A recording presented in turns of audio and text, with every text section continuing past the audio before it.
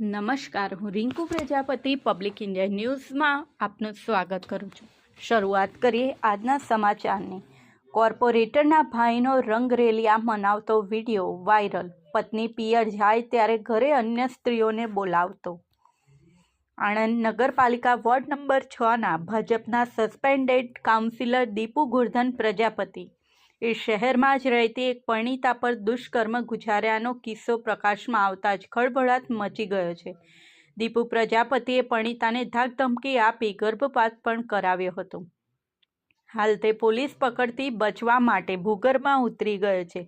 ત્યારે બીજી તરફ દીપુ પ્રજાપતિના મોટા ભાઈ અને મારામારીના આરોપી કમલેશ ગોરધન પ્રજાપતિ બે મહિલા સાથે રંગરેલિયા મનાવતો હોવાનો વિડીયો ફરતો થયો છે। આ વિડીયો એ કમલેશ પ્રજાપતિની પત્નીએ જ વાયરલ કર્યો હોવાનું ચર્ચાઈ રહ્યું છે।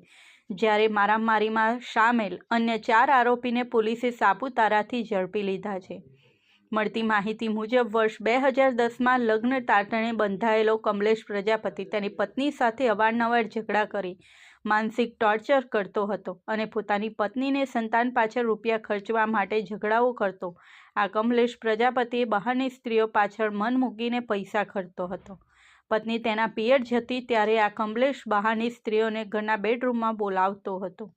કમલેશના કરતૂતો અંગેની જાણ પાડોશીઓ થકી તેની પત્નીને થઈ હતી, જેથી પત્નીએ ખરાઈ કરવા માટે પોતાના ઘરના બેડરૂમમાં હિડન કેમેરા ગોઠવ્યા હતા। આ હિડન કેમેરામાં કમલેશ પ્રજાપતિના રંગરેલિયા મનાવતા દ્રશ્યો કેદ થયા હતા। કમલેશની આવા કરતૂતોથી કંટાળેલી પત્નીએ વર્ષ 2019માં ઘરેલું હિંસા અને ભરણપોષણનો કેસ કર્યો હતો, જે કેસ હજી ચાલી રહ્યો છે।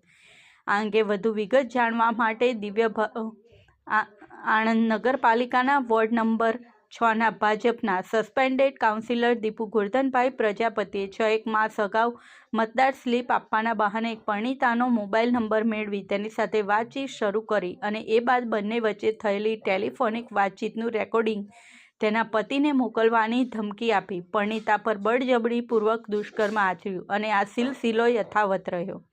એ બાદ ગત શનિવારે રાત્રે પરિણીતાનો પતિ બજારમાં ગયો તે વખતે આ દીપુ પ્રજાપતિ પરિણીતાના ઘરમાં ઘૂસી અને એકલતાનો લાભ લઈ બળજબરીપૂર્વક દુષ્કર્મ આચર્યું હતું।